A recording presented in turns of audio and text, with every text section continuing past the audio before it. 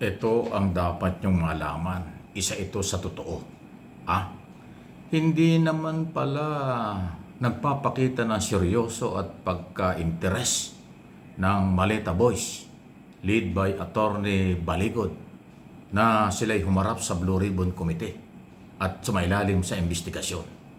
Ito yung tugon ngayon ni Senador Lacson na chairman ng komite. Matapos nga ang mga balitang hindi daw pinapansin, hindi daw iharap sa komite, Blue Ribbon hearing, at kung ano pang negatibo ang sinasabi ng mga Duterte camp or nasa likod ng dating 18 mga sundalo. Ay hindi naman pala totoo.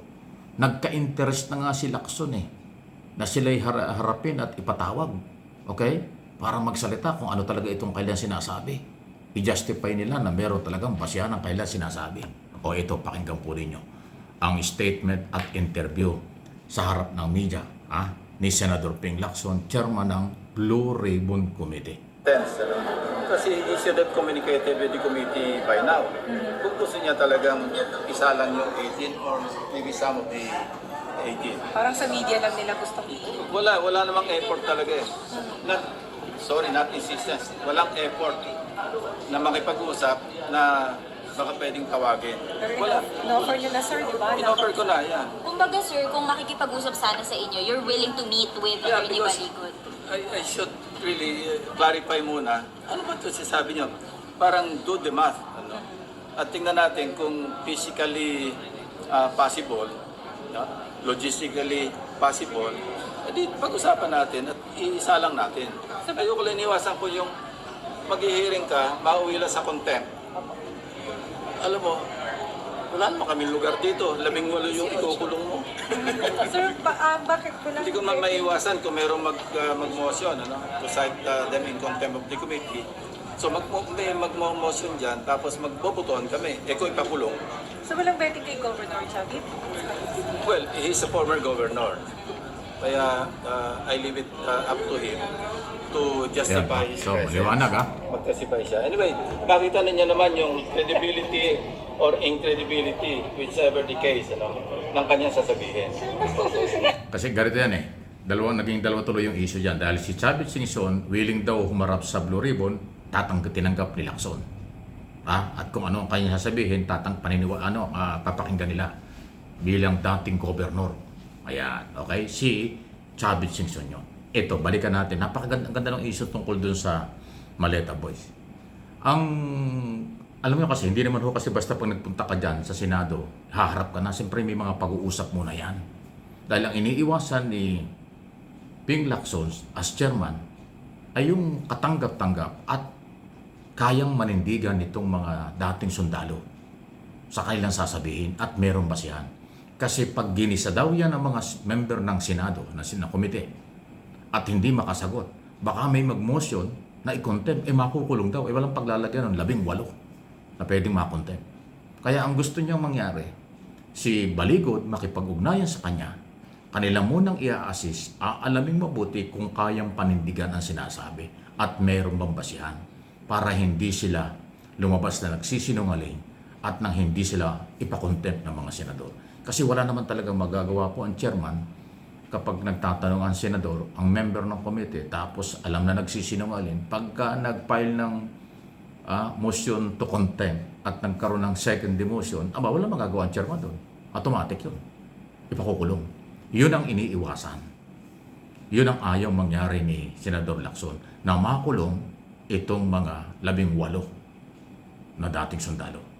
Wala daw paglalagay sila, at saka magiging sasabihin negative pa yan pagka nakulong sila dahil sa pagsisinungaling, sasabihin hinaharas na naman. Magmamahal na araw, hinaharas sila. Ganon Kahit anong gawin ng Senado, mali pa rin ang sasabihin nung naniniwala dito sa mga dating sundalo. Pero dapat nyo maintindihan ito. Hindi pala totoong ayaw ng Senado. Gusto lang ni Ping Lacson as chairman, ikaw, Attorney Baligod, magpakita ka na seryoso. Magbigay ka ng panahon at seryosong makipag-usap ka sa kanya para tiyakin na kapanipaniwala ang sinasabi ng mga kliyente mo. Kasi pag hindi yan kapanipaniwala, tiyak na yan isasabit sa question and answer at malamang makakontempt. Pag na-contempt yan, sasabihin nyo, harassment na naman. Ayun. So, ngayon, nakapokus na yung 18 sundalong yan dati at si Baligod doon sa NBI. Pero tama lang yun. Yan ho ay papunta sa, kung may ebidensya, papunta ng korte yan. Ito namang Blue Ribbon Committee, laging in aid of legislation. So yan ang malinaw.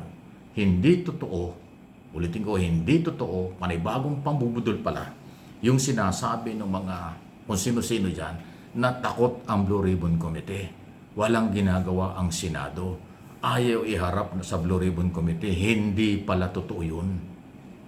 Yung inyong abogadong si Baligod ang hindi nagpapakita at seryoso interest para makipag-ugnayan sa chairman ng Blue Ribbon Committee. Kaya kung gusto nyong humarap sa Senado, makipag-ugnayan kayo sa chairman. At tiyakin nyo na meron kayong sapat na basihan at kaya nyong sagutin ang itatanong ng mga member ng Senado. Kasi pag nagsinungaling kayo, contempt ang aabutin, makukulong talaga kayo sa Senado. Ganyan ang nangyari doon sa mga district engineer na hindi nakipag-coordinate pagkatapos mali-mali ang sagot para nagsisinungaling, kinontempt. Yung iba dyan nakakulong pa hanggang ngayon. Tapos lumabas na yung mga kaso at warrant of arrest, tuloy silang nakulong. So sa in aid of legislation, akusado at inaakusahan, pag naramdamang nagsisinungaling, iko-contempt yan.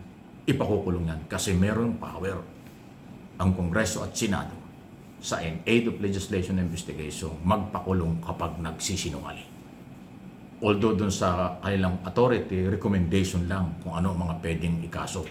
Pero yung contempt power, nasa kanila yun. Mas mahirap pag nakulong kasi ang dating parang pare-parehas. Ang sinasabi ng 18. Biro ito totoo, sabi ni Ping Lacson, natinig naman ninyo. Pag pinakontempt yan, ang dami yan. 18 yan, saan natin ilalagay yan?